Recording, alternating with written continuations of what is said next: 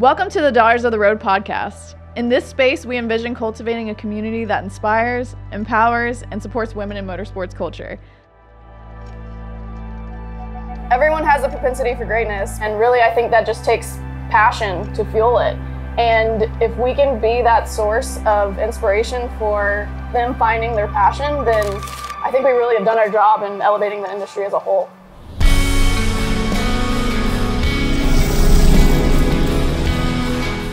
We seek to engage in lifelong adventure, create perpetual bonds between sisters, and really hone in the skills necessary for navigation throughout life.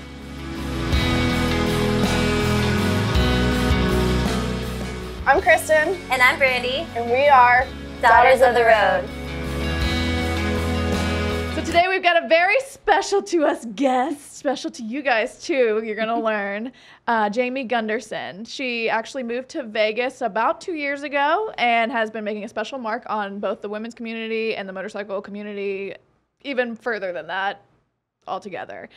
She has worked her way from a fit specialist to the lead fit specialist that trains all of the people that come in just 6 months. So you can see that she is excelling in everything that she does.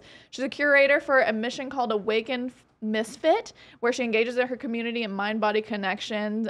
She has a background in massage therapy, and then also she was a wall of death vagabond. So she's kind of finding a way to like mend the two worlds together and leave her mark. But regardless, it's just an awesome journey that we get to be a part of, just to see you grow and develop here in Vegas and beyond. I mean, it's been awesome, and it hasn't even been that long.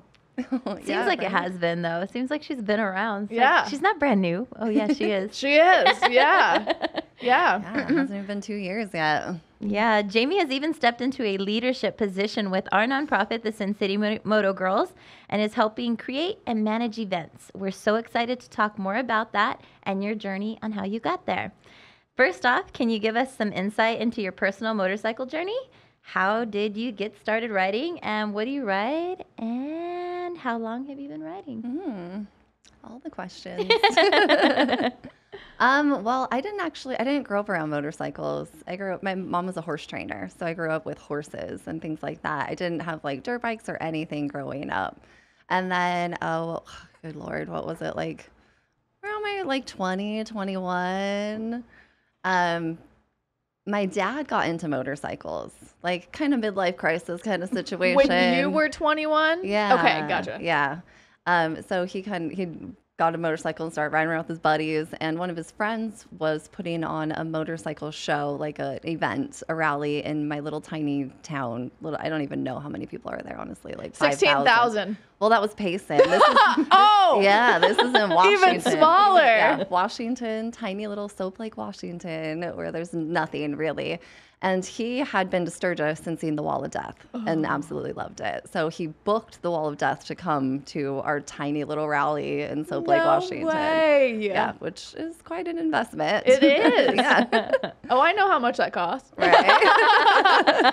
That's awesome. Yeah, so he brought them up there, and I ended up running away with the motorcycle thrill show, jumping on the back of a Daredevil's motorcycle and hitting the road. So I had never even really been on a motorcycle. Oh and my gosh. It's a funny story because I was like, like when you're in your 20s and you're trying to figure out what the hell you're going to do with your life and what direction you're going to go, I was like in customer service and insurance and legal fields. I was working for the Washington Mutual, which isn't even a thing anymore, the headquarters in downtown Seattle, like security badges, 35th floor, like all of this fancy stuff, right? Yeah. And I remember the guy in the cubicle next to me won the lottery, won millions of dollars. No way. Wow. Yeah. And he bought a round of pizza and just kept working in his cubicle. And I was like, I think I need to get out of here.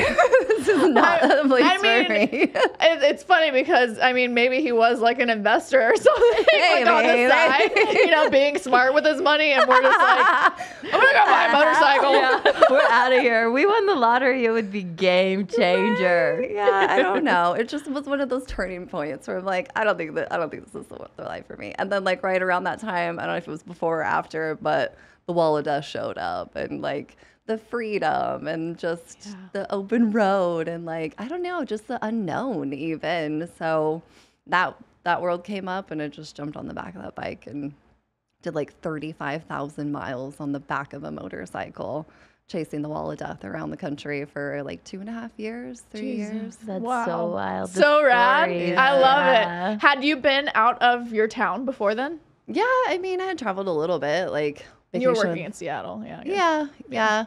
Yeah.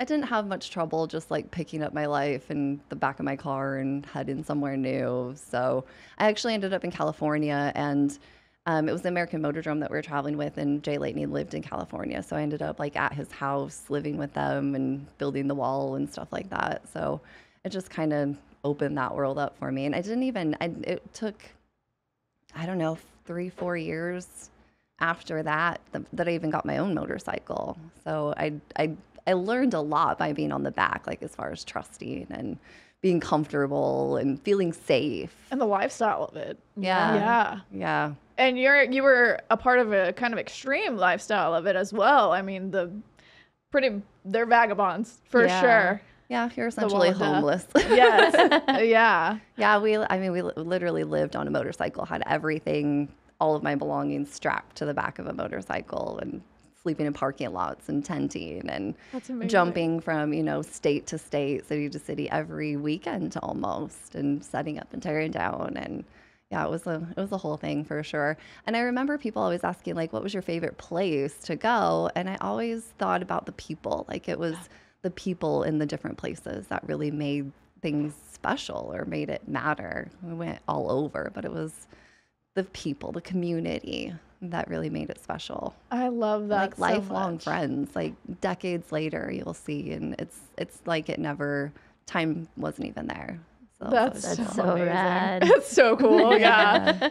So what motorcycle did you get first? You personally? yeah, my first motorcycle was a 1984 FXR. Hell yeah. Yeah, I rode that for like 8 years. Yeah. Didn't know any better. Yeah, no, I mean, you came into town ripping an FXR, and Yeah. it was funny because Brandy was like, "Oh my God, you have to meet this girl. You'll love her." And I'm like, "Absolutely!" Like, I'm so excited. So, how was it owning that FXR throughout all the 8 years? And then, I mean, you still have it, right? Yeah. Yeah. Yeah. And then, what had you had to do to keep it roadworthy?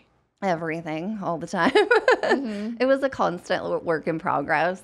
And being that it was the motorcycle I rode all the time, we didn't really have, I mean, we did have time, but we didn't really necessarily tear it down to the level that it needed to be torn down and rebuilt. So it was kind of like keep it together to get to the next place. And I lived in Payson, Arizona, up in a little mountain town in Arizona. So the traffic was considerably less than it is here in Las Vegas. So it was easier to ride. I mean, the clutch is ridiculously hard to pull, and you have to hit neutral at a rolling stop or you're screwed, that kind of thing. So riding in Vegas traffic is a little bit of a different story than the riding that I had been doing before.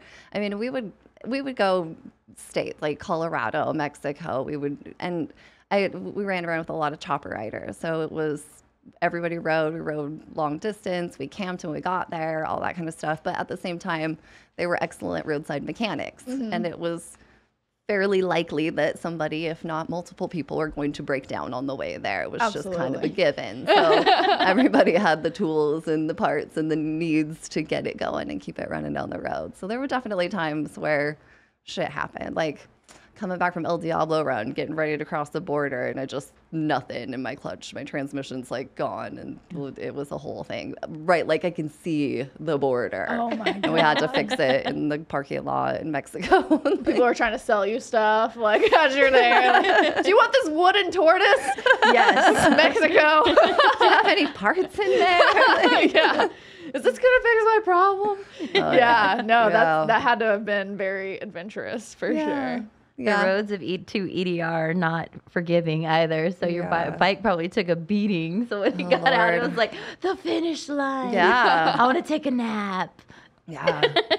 I find that a lot with motorcycle trips, where it's like you're facing those challenges. Like, why the hell are we even putting ourselves through this? But you come out the other side, like you would overcome a challenge. Yeah. Yeah. But at the same time, I think, and this kind of goes along with like the mental health aspect of things, being able to like not lose your shit in challenging situations and create your own experience. Like the perspective that you have about what's going on in that situation can literally make or break you. Like, Absolutely. and give you the resources and the tools to get where you need to be next. You know, Yes. rather than just losing your shit and giving up and not being able to overcome those challenges. Yeah, absolutely. It kind of reminds me of when we went to Colorado. We got to go on that trip, and there was we were traveling in a group, and there was things that came up along the way, and none of us lost our shit. Everybody was kind of just chill, and like things happened. Bikes were picked up at one point in the middle of a road that I heard. I wasn't up there whenever that happened. But honestly, I feel like that's how we've made our core group of people. Like even the people that are surrounding the group that can't hang out all the time. Like I feel like everybody has a sort of like emotional self-sufficiency that they can, you know, either keep it together and like be breaking down on the inside and you don't know about it. That's fine. Like I'm totally cool with that. But Me nobody too. loses their, you know, Calm. mind when they're out on the road with us. And I love that. And I also like, she took the time to lead us through a sort of like grounding experience, a mind-body connection through her. She's a coach, a mental, I don't know, what would you call it exactly? I don't even know. Mental wellness. Yeah. I mean, For it is sure. exactly that. I mean, coming from a massage therapy background and then getting into motorcycles and then like making your own coaching program of like, you know, just connecting it all to be a better person in all situations is just, it's phenomenal. I love that. I was very, very grateful for that morning that we had. We got to ground before getting on the road to Durango. I think we'd stopped in Lake Powell, and we got to sit in the grass. Right. Plus grass. We don't have a lot of grass around here. So it was really neat. Super grateful for that experience. Yeah. And since your FXR, you've moved on to now, what motorcycle do you have? I have an '06 Dyna Street Bob. Yeah. Yeah, I just wanted something, like I said, in Vegas traffic, like blinkers and neutral and Yeah. gas gauge. Things like that. Pretty essential. Luxuries. Yeah. And the power too. This bike has a little bit more power than your FXR. So moving through traffic in Las Vegas, like that's important because nobody's looking for you. Nobody Right. sees you.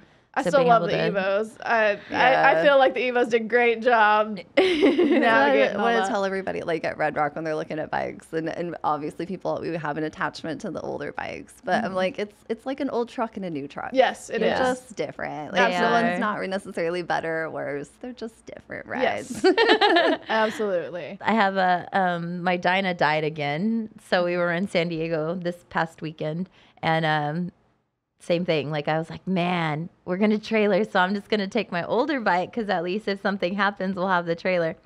Of course, lo and behold, something shorted. Like we lost the ground or something. I don't know really. But yeah, we had to push that bike halfway. But I fucking love old bikes. Yeah. That's where I was going with this. Yeah. Yeah. There's just, I mean, it's a different experience It is, altogether. for sure. And like you said, it can be either very agitating and you don't want to deal with it, or you learn something through it and, you know, you just get better for it. So that's the cool thing. And not losing your shit. Yeah. Key. Yes. Very much key.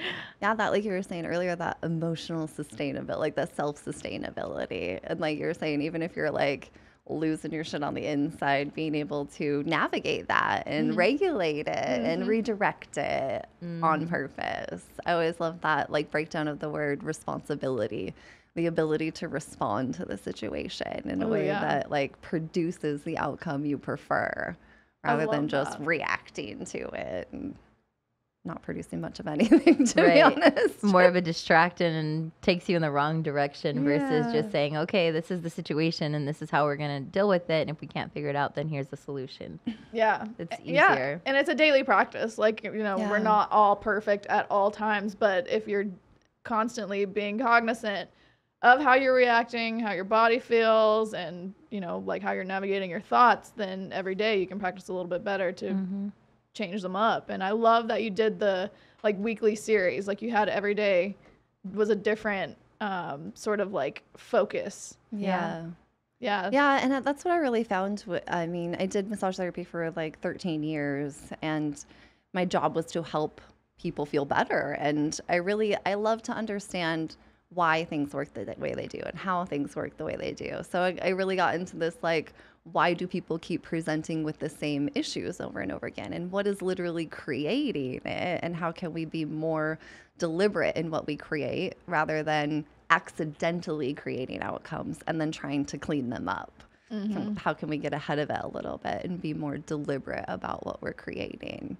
So I kind of shifted more out of like the hands-on bodywork type of stuff because I find it to be very symptomatically oriented. It does absolutely, and it was interesting because I was doing some research around like the mental health benefits of riding a motorcycle and how that meditative state almost when you're riding, how it puts you in that meditative state. And obviously massage therapy does the same thing. It releases resistance to what's going on around you, which essentially opens you up to receive your own well-being and vitality and focus and clarity and all of those things. When we can let go of external distractions and be present and focused in the moment, that's when we start to receive what we already know and what we already are. So rather than like getting rid of something, we're actually accessing the presence of something.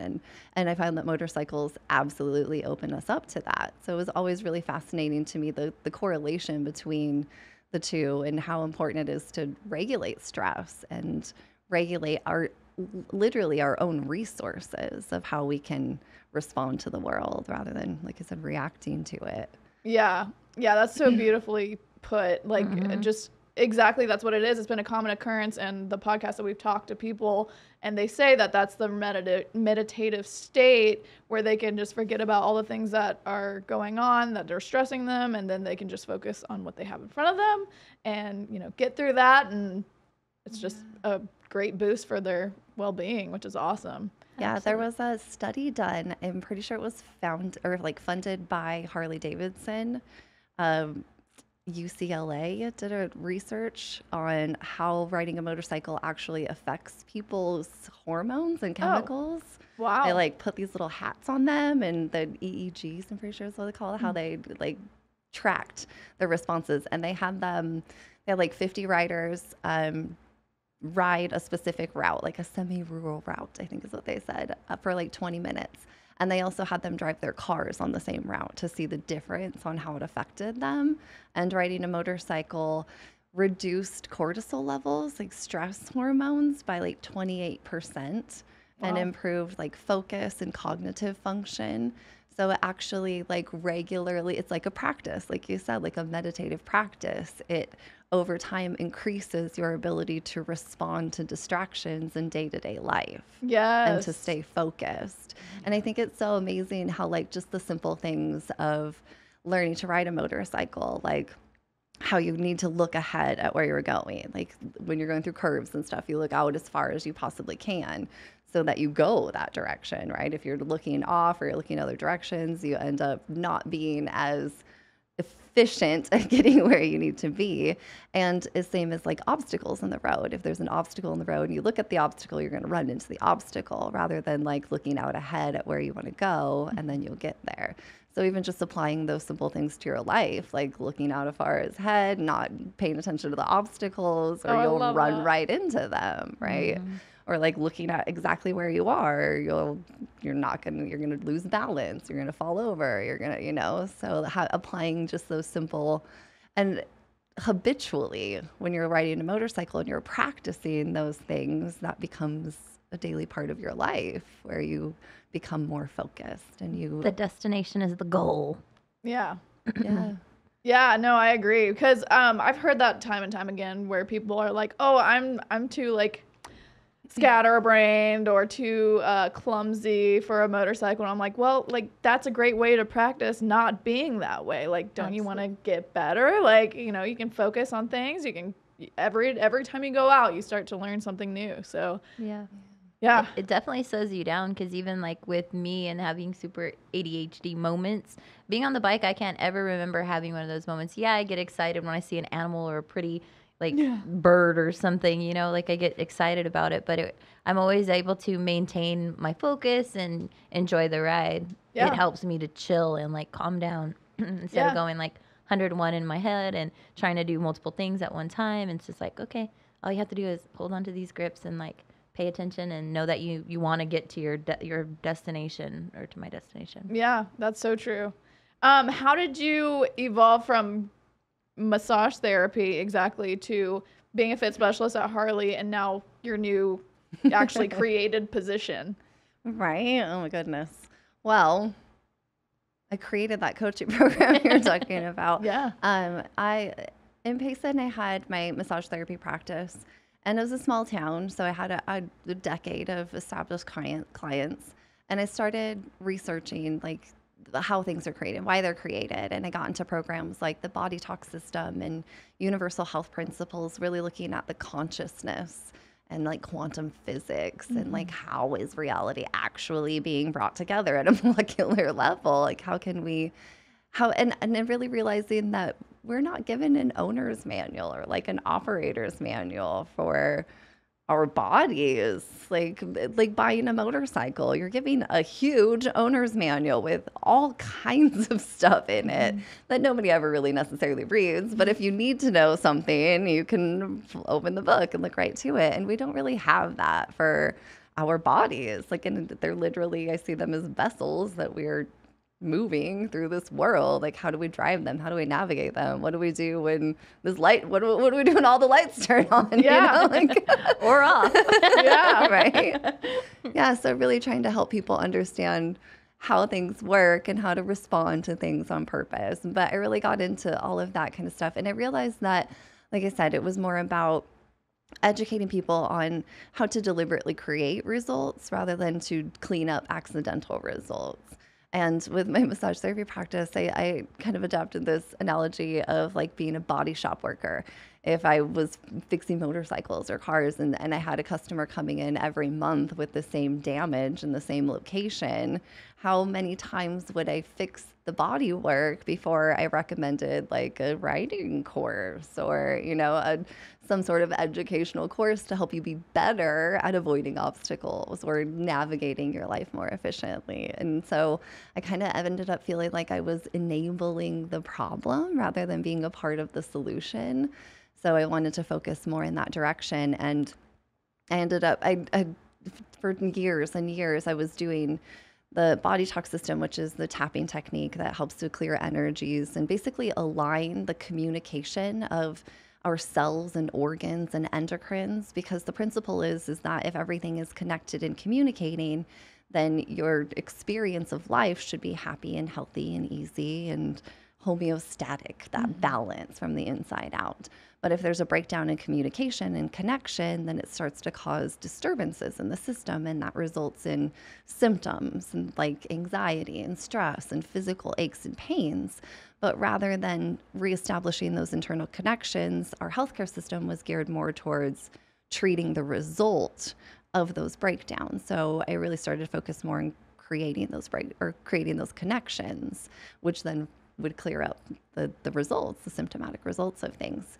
And so I took all of this knowledge that I'd accumulated and I just had to get it out into some sort of structure that made sense to other people. Yeah. So I did a coaching program that helped me create a coaching program, as coaching programs do. But and I created like a 6-month program with like 24 modules and lessons. And it was really in depth. And I ran a bunch of clients. I had a handful of clients through it, and it was super successful and people really loved it. But it was interesting because I was at a point in my life where I needed to basically like walk the talk. Like and essentially the program, I mean, it deals a lot with like emotions and stress and anxiety and shifting our perspective around these things so that they're not so scary and that we know how to use them as the indicators they are. But then essentially learning how to follow the path of most excitement and why that's important and how that can sustain you in life and how it's an indicator that's guiding your life and how to make that not so scary. And so in the name of following the path of most excitement, I basically had come to a breaking point in the situation that I was in and knew that I needed to make a change, that I needed to move in a different direction. And I definitely had learned that you can't run away from your problems necessarily. You'll have to align with what you want, just like riding a motorcycle, right? Like you have to look for what you want and trust that you're going to get there by focusing on it. Yeah. And I didn't even know. I didn't even know what I wanted. I think the biggest thing that I came to that conclusion was I don't know. My brain doesn't know what it's supposed to look like or where it's supposed to be or who it's supposed to be with. And I kind of just gave myself to the universe or the powers that be, whatever you want to call it. Like I trust that I'll be taken where I need to be and that I'll be sustained when I get there. I never in my wildest dreams imagined living in Las Vegas. Same. Selling motorcycles. Like, Welcome to definitely Vegas. not, right? Yeah. So and honestly, like as soon as I kind of made that commitment to myself and trusted, like I had no idea where I was going to live or how I was going to make money or how I was going to do anything. And as soon as kind of one chapter closed, another one literally opened right up. And I was big into, following signs and where do I do, because I don't know where I'm going, right? And it was just wild, the signs that showed up when I got here. Like my last name is Gunderson, and a couple blocks from where I moved, there's a school called Barry and Jane Gunderson or something. My last name was in huge, like on this whole building, like blocks away from my house. That was just one of the weird coincidences that happened. But it's like, okay, like, could you have a bigger sign? Welcome home. Trust. Yeah. And I was here. I was going back and forth for a couple months, seeing clients and stuff, and just kind of took some time off. I met some girls that had different, like, small businesses at the, like, Summerlin Farmers Market and First Fridays and stuff like that. So I was helping with their booths and worked at a Christmas village. And I remember seeing the Sin City Moto Girls stuff. Like I remember seeing the camp out for last year. I was like, oh, I want to go to that, but I don't know if my FXR will make it there. So like I didn't actually make it to that. But then you guys had a meetup at Pikey Coffee, and we made it out for that. And that's where like everything just clicked together. Like it was meant to be. It was really cool. And then I was like, I worked for myself for like 14 years. Yeah. So I'm like, and I didn't really necessarily want to get a massage license. It's kind of a whole thing here in Vegas, which is good. It's very highly regulated here. But I would have to like go back to take a test and do all this stuff. And it wasn't the path of most excitement at the time, honestly. Like it wasn't what was being called to.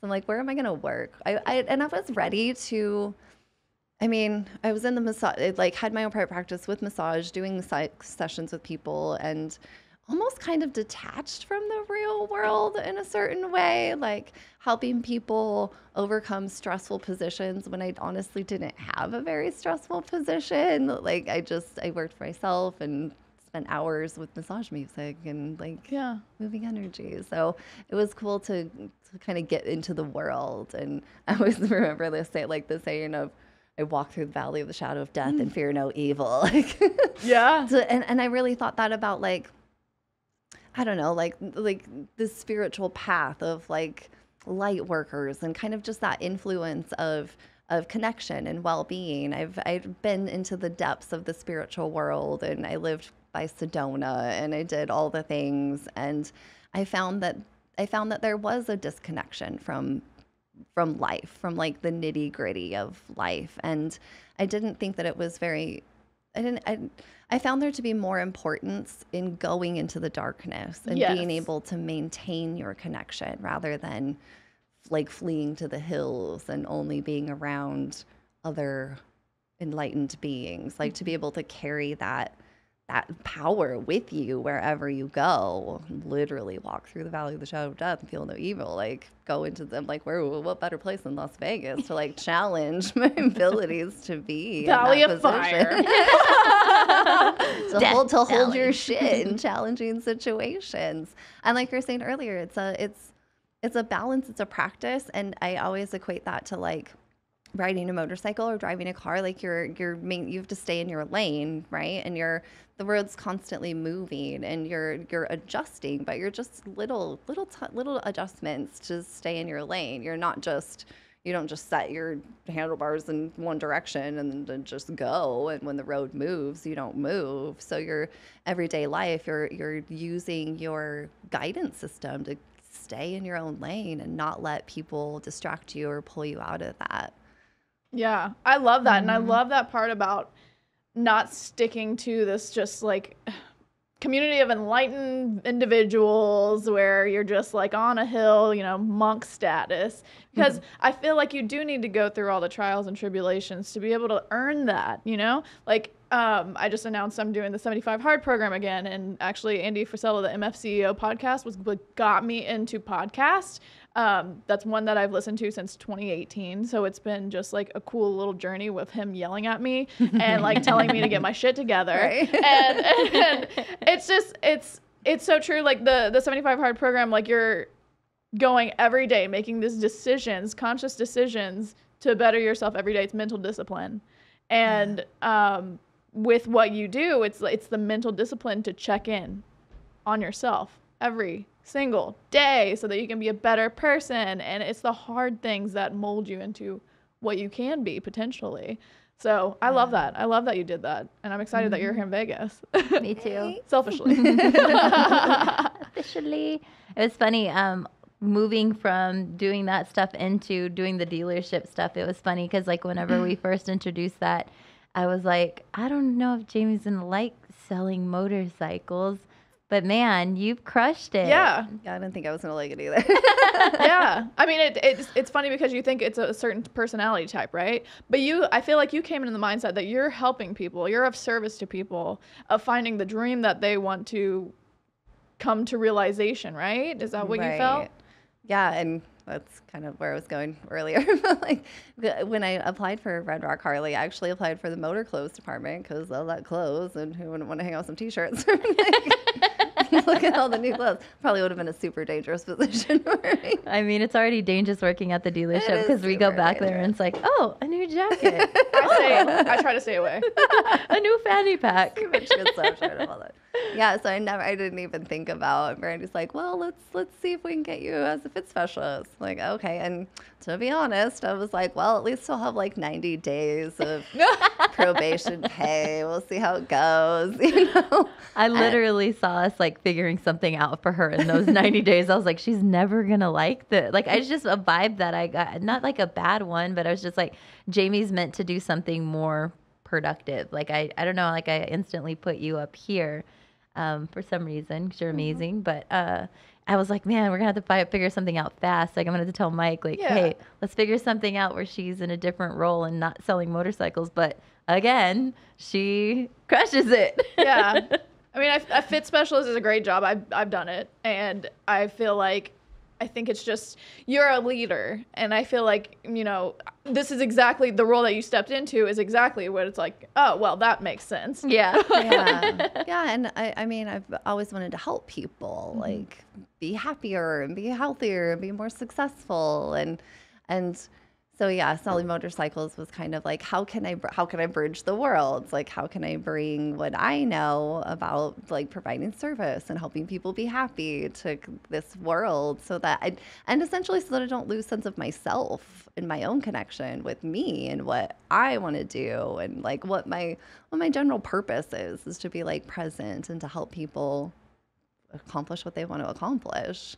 So definitely, I mean, and that's, I think, is the cool thing about Red Rock Harley is that the environment that they create and how they go out of their way to make people feel welcome and part of the family. And so I wanted to help shine a light on that and bring more of that kind of excellent customer service to the position where we're just really helping people.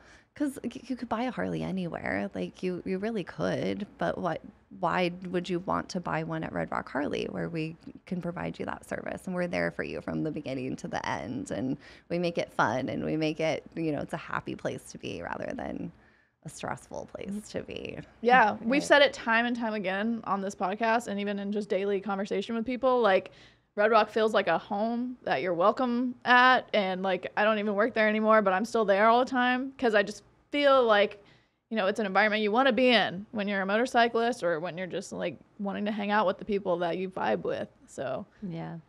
You guys have created a really good community. Yeah, we've got a great team. We've said it time and time and time again, but yeah, and you are a huge part of that. Oh, thank you. Yeah. So what does your role look like nowadays?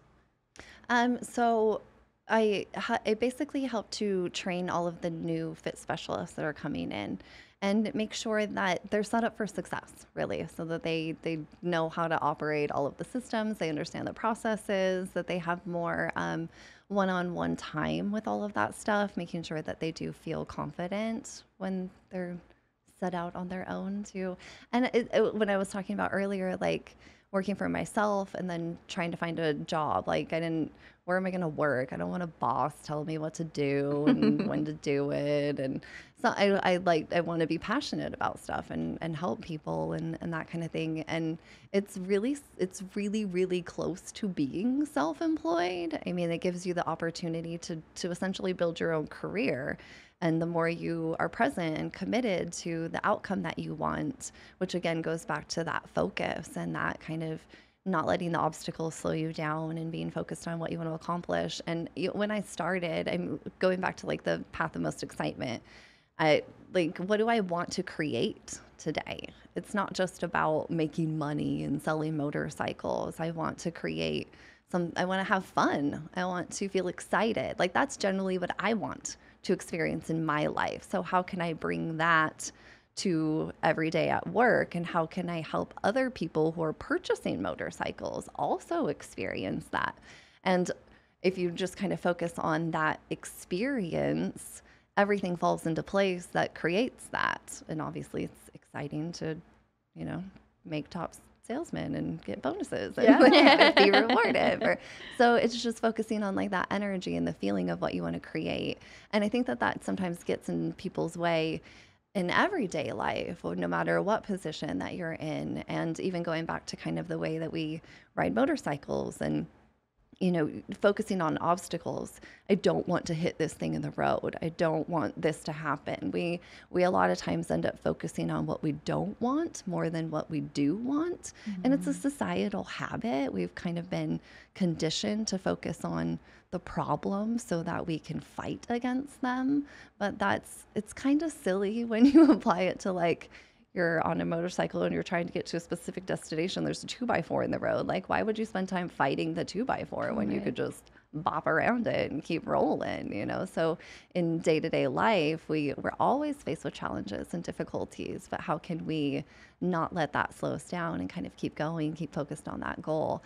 And I think that excitement, like that being the ultimate goal, will eventually lead us to the things that match that excitement. Yeah. Whereas if we're focused on, I don't have this and I don't have that, and we're not being led towards anything necessarily. We're kind of being stuck in the moment. Yeah. Detoured. Just maintaining, like just staying Stagnant. still. Yeah.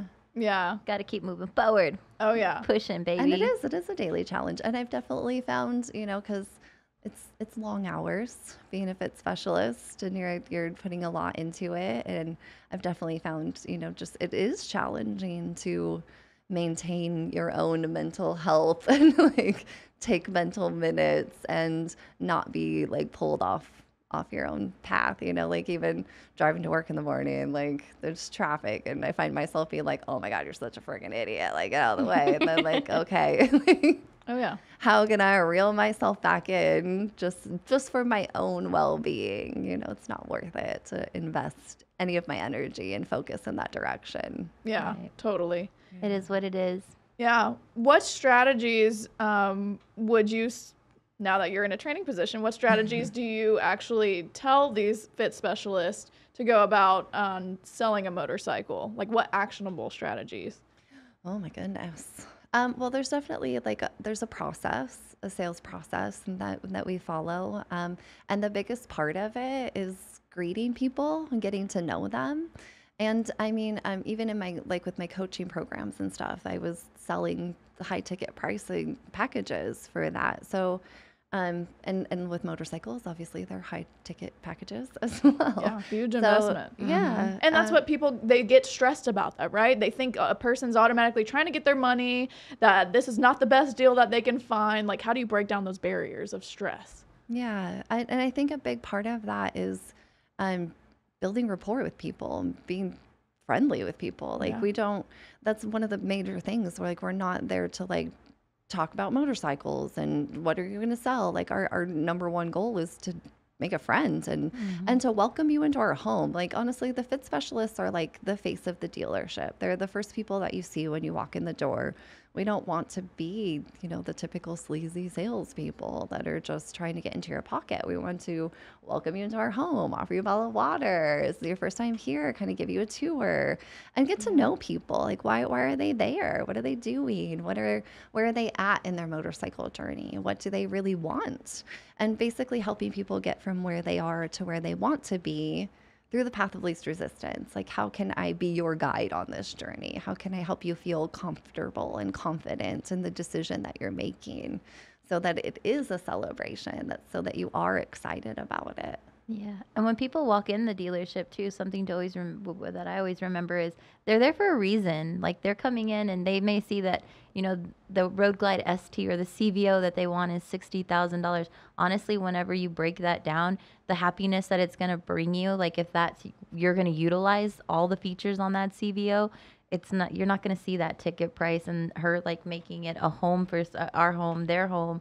It helps to not see that $60,000 price too, because it's your life. It's an investment. Yeah, you're gonna you're gonna do things on that 10 times of what that motorcycle costs. Like when we go out on a trip, it's not like, okay, our motorcycles average is, we probably with everything invested, let's say $25,000. If we look at our bills for like going out on the road and enjoying them, we pay 3 times that probably.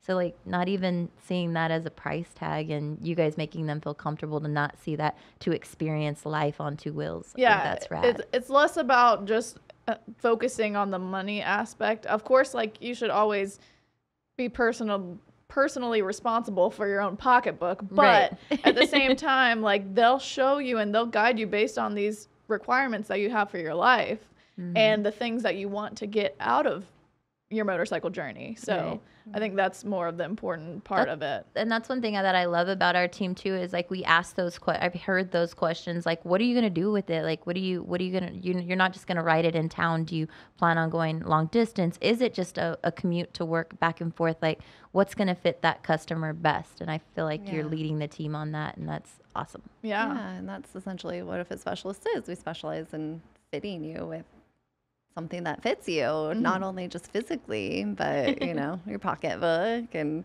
mentally, emotionally, like what is going to fit you best. And that's why that's a huge part of our process, is getting to know people and understanding what is important to them and understanding the motorcycle so that we can fit them with the motorcycle that's going to support them best.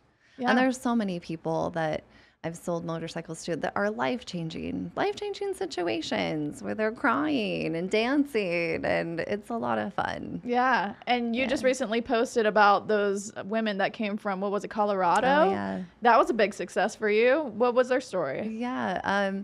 It was a few months back.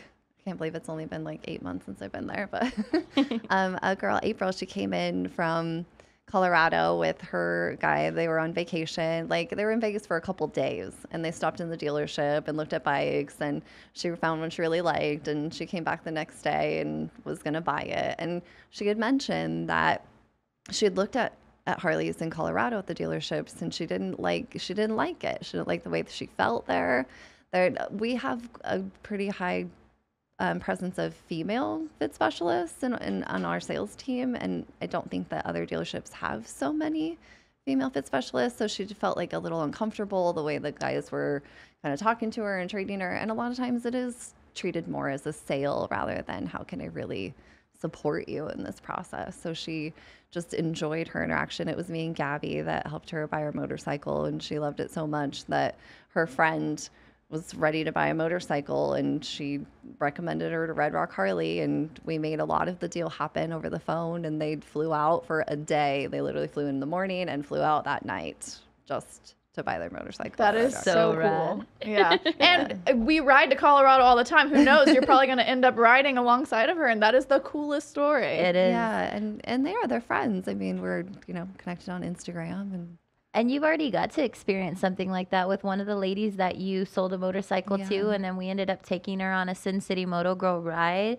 She got to go along, and we got to learn a lot about her too, and how she overcame some fears of riding in the area that we were in. Yeah, it was like it was a whole healing experience for sure. So life changing, like it's crazy. Like you're on the sales floor and you're selling a motorcycle and you're changing someone's life forever. Yeah. So and that's the thing that you get to learn the more that you're providing that customer service and you're caring about people and you're getting to know them and helping them through the process rather than just trying to sell a motorcycle. You're really getting to know them and changing lives for sure. I remember she was the first motorcycle I ever sold. Oh, I love So that. cool. That is really cool. So speaking of Sin City Moto Girls, you've now taken on one of the leadership positions. What exactly are you doing for it now? Yeah. Everything. Her and Teresa Brandy's Celine. super busy. So. They're crushing it. But yeah. So like in Payson, I did a lot of kind of community activities and stuff like that. I had like a Feel Good Arizona group that I was trying to like just get people together and united and do certain things. And so when I came to Vegas and I found the Sin City Moto Girls being a nonprofit organization that with the mission to, educate, empower, and support female riders, that just fit perfectly. And Brandy's so selfless and giving with her time and her energy as far as making that possible and building that community for people. So when the opportunity presented itself to kind of step up and help out, it was kind of a no-brainer. Like that's perfect for me. And so really just helping to kind of plan events and make sure that everything's a little consistent. So we have things going on and opportunities for people to come together. And I want to, kind of on that note, start incorporating more mind-body motorcycle events every month. So I have something kind of in the works for October 8th. Nothing solid just yet, but just an opportunity to get together and kind of touch on those topics and learn different practices and tools to navigate life and to regulate our resources, our stress hormones, and be more deliberate about things. Yeah, I love that. And I love that it's kind of come full circle, mending everything together.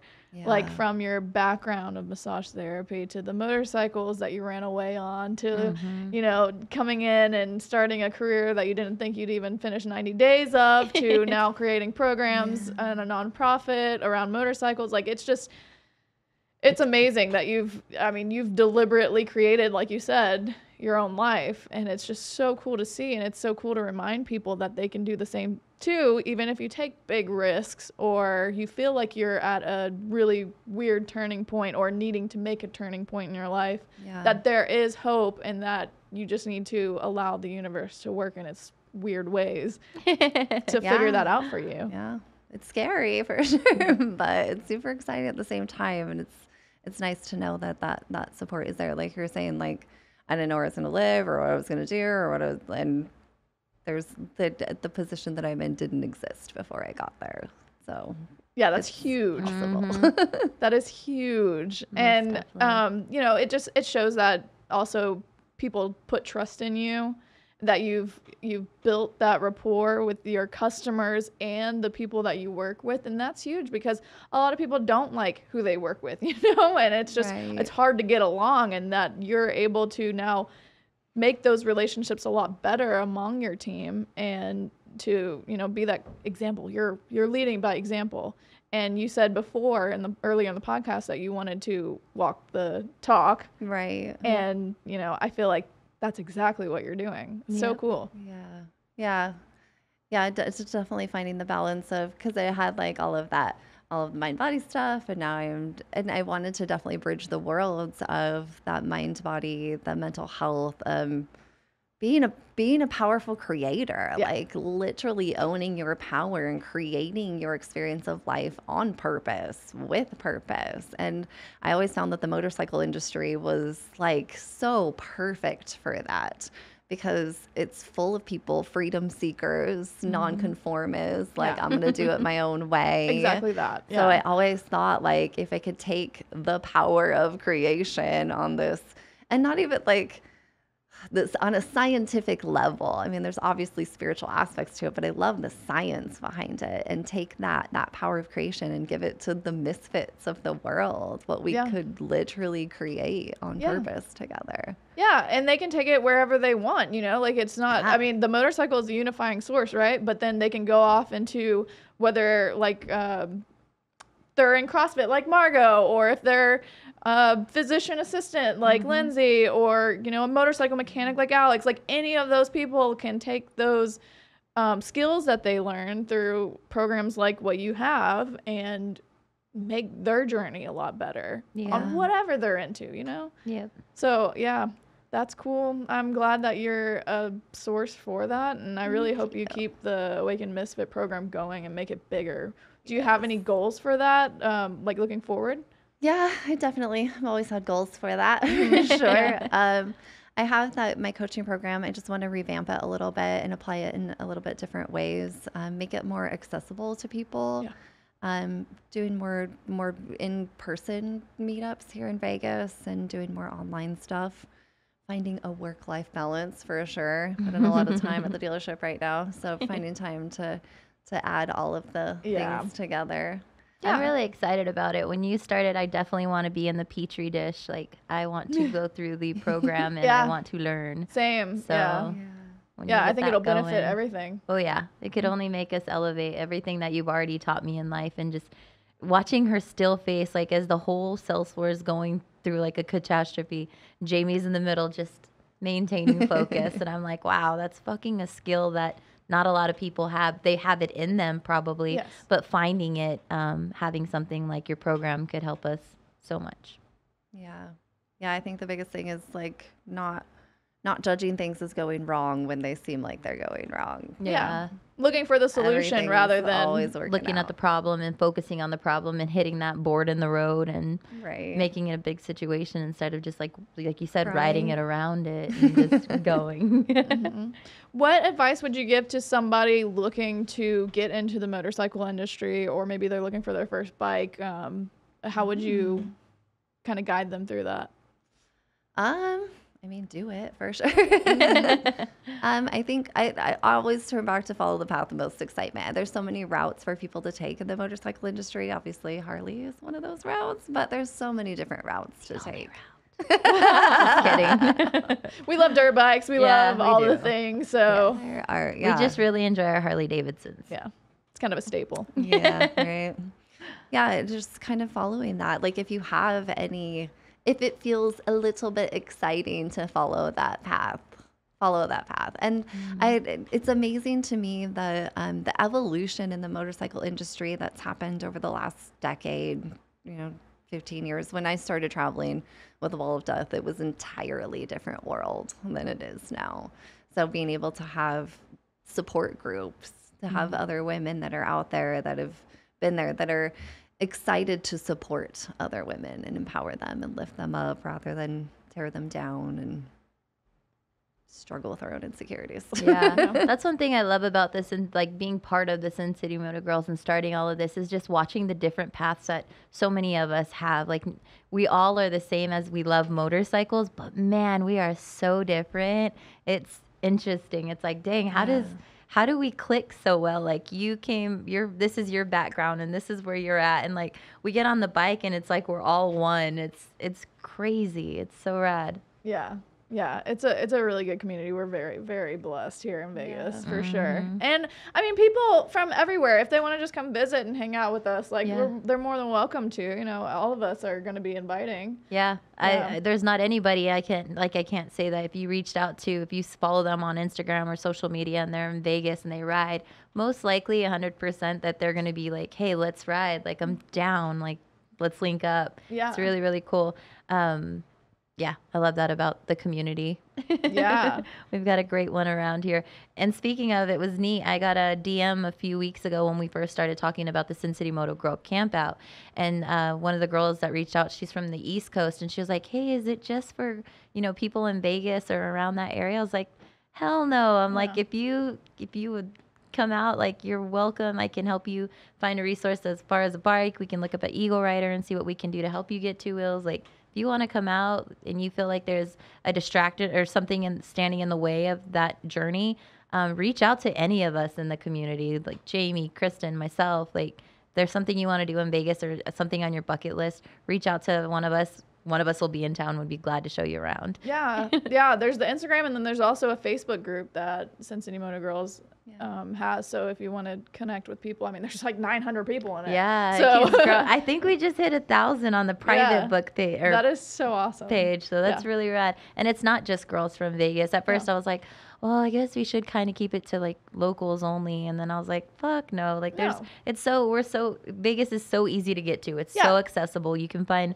flights pretty much from anywhere, and they're so cheap. Yeah. Like to get here, we pay you to get here. It's pretty much so you can come spend all your money at the casino. Yeah. And you never know who's going to move here.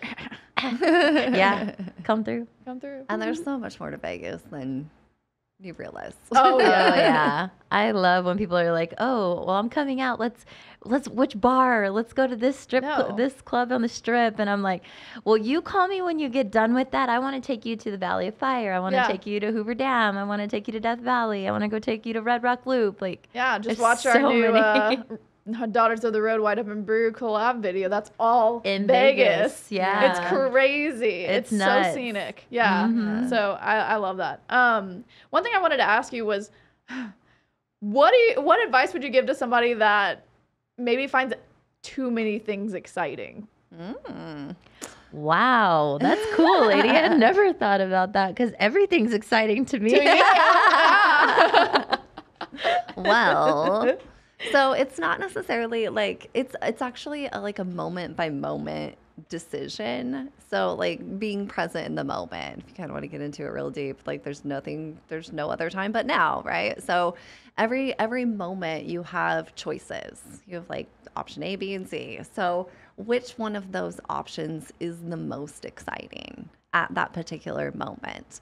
And then acting on that choice to the best of your ability as far as you can take it. And then once you get to the next crossroads, you'll have options again.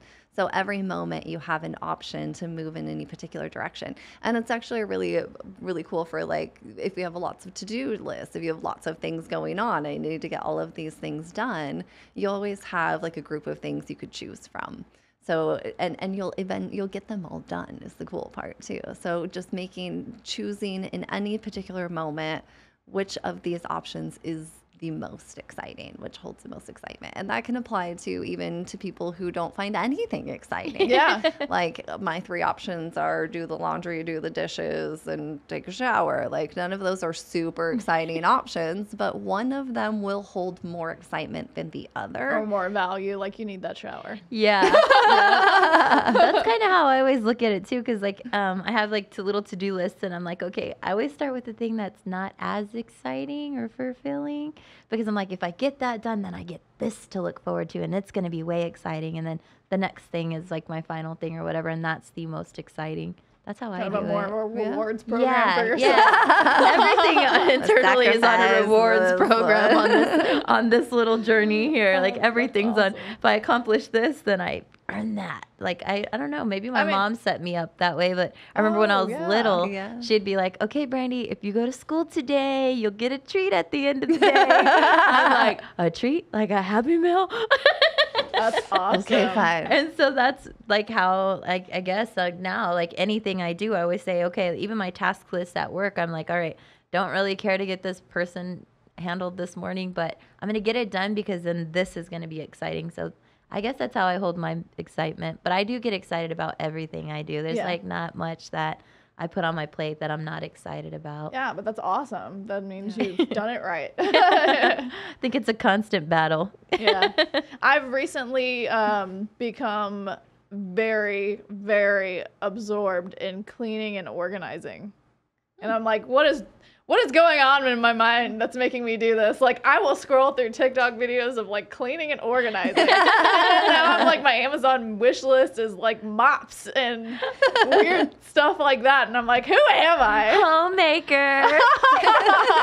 I'm a bread maker. But that's the thing is that like now that I have a home as my office, I feel like decluttering and making stuff actually like fit in a certain place where I don't have to think about it Yeah. makes it so much easier to operate. Like I don't want a chaotic environment to operate my best work in. So like I think that's what kind of inspired that. That's why I can't work from home. Like there's a few times that I'm like, man, I need to get this and that done, but it would be easier for me not to have distractions because at the dealership, I do have my own office and it's tucked away in the back, but seems like I get more visitors every day. So I'm like, man, I could get this done and this done. But when I'm at home, I feel like it's so cluttered and there's things that I should be getting done. So I'm not as, I don't accomplish as much as I want to. But if I ever had the opportunity to work from home strictly and be disciplined like that, I definitely need your organization skills. Your girl's got stuff everywhere. No, I feel like you're very organized. I like how you set stuff up. But Jayme, who would you say are your biggest influences? Like where do you gather your inspiration just for life in general? Is there anybody? I think that changes a lot. I think there are lots of different people that kind of come and go as far as inspirations. But to be honest, I've found that like even the word inspiration like comes from inside. Yeah. And I have always turned to that kind of higher intelligence, if you want to call it, to be my guide, my inspiration. Like there are definitely people that I see like, oh, I love what they're doing and I love what they're creating, but at the same time that can kind of get in the way of like we can get down on ourselves a little bit, like I'm not doing enough. The comparison game. Yeah. Yeah. So there's definitely, I mean, and even as far as like challenges, like we experience life to know better what we do want and what we don't want, and being able to focus on the do want part of things. So, I mean, life in general is an inspiration, but the ability to be able to stay focused on the things I do want rather than the things I don't want. And anytime that I'm feeling like I have learned to use my emotions, which I've found to be just energy and motion, as a guidance system of like, when do I need to tune back into my own perspective? Because we gather so much information from other people. I like what they're doing. I like what they're doing. I don't like what they're doing. I like what they're doing. And then being able to process all of that and like integrate it and then have that inspiration come from within. Yeah. So I know that if I'm like anxious or frustrated or angry or irritated, that's a time to reconnect with my own inner perspective and bring that back out into the world. Yeah. Oh yeah, exactly. I love that. I love that perspective. Because I do find a lot of influence from people, and strangely enough, it's like Navy SEALs and, you know, obviously the obvious of people that are crushing it at business and stuff like that. So, you know, that all comes back to how I want to be. Yeah. Like, I want to set myself up Yeah, for they that. give you opportunities to choose something you could do for yourself. Yeah. Yeah. Yeah, which is why it's also super important for each of us individually to show up as ourselves, to offer other people choices to choose what they could do. Right. That's true. Yeah. Be an example of who they could be. Yeah.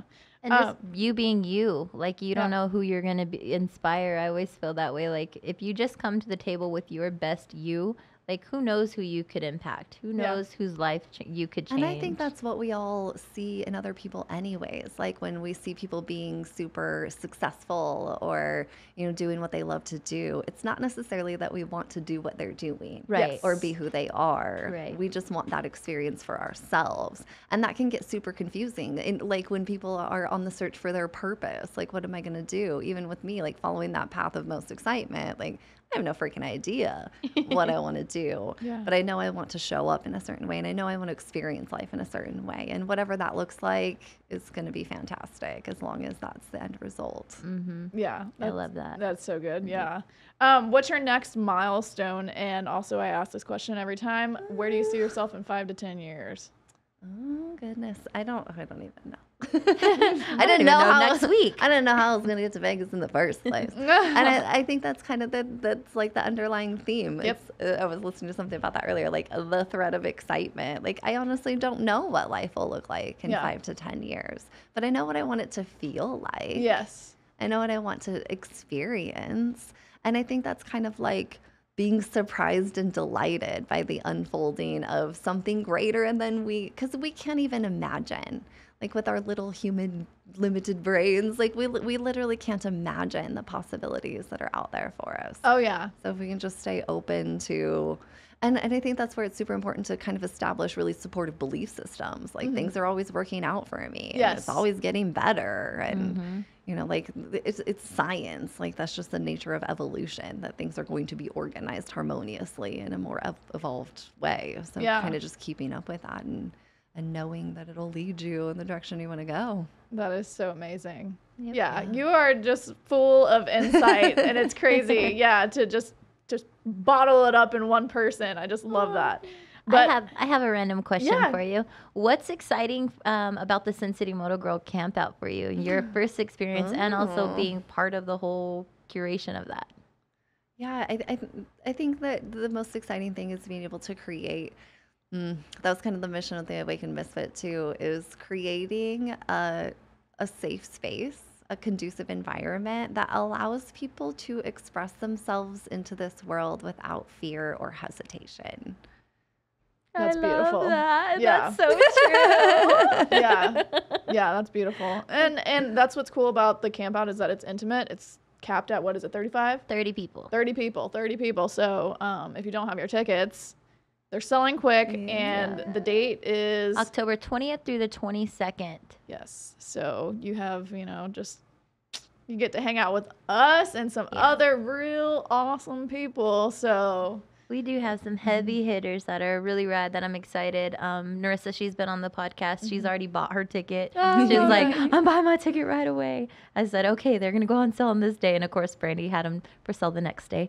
she's riding in from Phoenix. Yeah. Yep. I'm so stoked. It's funny. I always, like, when we put these together, I always just like saw it as fun for me, right? Because I just enjoy bringing people together. And I'm like, and then hearing like the stories post event when people are like, you have no idea, like I've never rode a horse before, and this is something like I never saw myself doing, and then they do it, and it's like huge. And I'm like, like we couldn't have, if I would have said, hey, let's make a lot of money, let's sell out this campground to 50 people and charge them $200 a ticket, and just looking at money as the end result, I don't think it would be where it's at, and the people wouldn't experience what they experience. Yeah, and it's people that want to be there. Yeah. They get in as soon as they can, and they're like, I'm going to make this event do or die. And that's the cool thing, is that they come in with that mindset, and then they're like, I'm open to receive everything that's going to happen, and I'm excited about it, and path of most excitement. Hell yeah. But I love it. And it's so different because every year it seems like we always get, it's a few new people or, a lot of new people, and one person that's been there like year after year. And every time that it changes, it's like, it's different how it creates a different environment, but it's always been safe for everybody. And I love that. Yeah, I love that too. It's huge. If you've not heard of the Sin City Moto Girls, which is probably hard on this podcast not to hear about, you should check us out at Sin City Moto Girls. We've got some powerhouses on the team, and it's a really beautiful thing. Yeah. So again, thank you for sharing this space and all this conversation. I'm sure you're going to impact a lot of people with this one, which is exciting. Just on the things that you do and that are inherent within you. I think you're a great example for people. Thank you. Me too. Yeah, thank you so much for having me. Yeah. So back into the Red Rock Harley Davidson segment on events that are coming up. We have the Brawl coming up. Tell us the dates and what they can expect from that. October 6th and 7th is Brawl weekend. October 6th, we're going to do an all-female stunt show. So Della Crew, if you've never heard of them, check them out. Della Crew, they've created the very first all-female stunt video called Little Troublemaker. It's on YouTube and all the things. I don't know all the different platforms, but I know for sure on YouTube. So check that out. So they'll be performing October 6th, and then October 7th, we've got the official Brawl. So they'll start with some practice in the morning, and then competition and awards at the dealership. Both days we'll have multiple vendors, a ton of vendors. We've got food trucks. We've got Axe Monkeys coming out. So lots of things to do, lots of live entertainment, lots of motors and smoke. Probably it is my favorite event of the year. Yeah. Seeing everybody in the stunt community come out and have each other's backs and ride hard and have fun. So Yeah. October 6th and 7th at Red Rock Harley Davidson. And then at the end of the month on the 28th, we have our final bike night of the season. So moving into some more like new owners rides and open house stuff. So excited. Cool bikes, hot cakes. As we get closer, I'll give you guys more details on those events. But excited about the brawl. Yeah. That's what's next. Awesome. And if you haven't paid attention to our other podcast, just kidding. If you do walk into Red Rock Harley Davidson and you intend on buying a new motorcycle because you were inspired by this podcast, please do mention Daughters of the Road. We would be very appreciative of that, just to show that the message is getting out there from all these wonderful guests. Other than that, we have the scholarship program for Sin City Moto Girls that is up and running thanks to you guys. Yep. Tell us about that. Jayme, I'll let you talk about it. Yeah, so we have a monthly scholarship giveaway. I think a scholarship is a giveaway for the Riding Academy at Red Rock Harley. So it's intended for women who are interested in getting into the Riding Academy or getting into riding motorcycles. So you will win an entry into the Riding Academy for your chance to get your motorcycle endorsement. And so in order to be entered and to win, we just ask that you post a 90-second video on Instagram, tag us in it, just kind of telling who you are, why you're inspired to ride motorcycles, why you want to be in the Riding Academy, all of those kind of details. I love that. Yep. I love that. And I think Yeah. that's going to make a lot of impact on people's lives because that is a big investment. Like we said before, it is about $500 now to invest in the Riding Academy course. And even better, you have access to these wonderful people who will guide you through the Jump Start, which is a static motorcycle on a rolling dynamometer. And basically you just go through the gears and have the motorcycle on and learn the controls. And then you're able to set yourself up for more success when you're going into the Riding Academy course. So I think that's just a fantastic opportunity. And if you jump on it, like I wish you just the best. I'm so excited. Yeah, the Jumpstart is a great tool before you take your riding academy or do your riding academy class. So we have it at the dealership. It's always available. You can see any sales associate, fit specialist, and we can get you set up on it. Yeah. So, yeah, we appreciate you guys tuning in for another episode of Daughters of the Road podcast. You can follow us on Instagram, Facebook, TikTok, YouTube, all the places that you get your content. We're also available on Apple Podcasts and Spotify if that makes it easier for you. Other than that, we'll see you next time. Thank you for tuning in.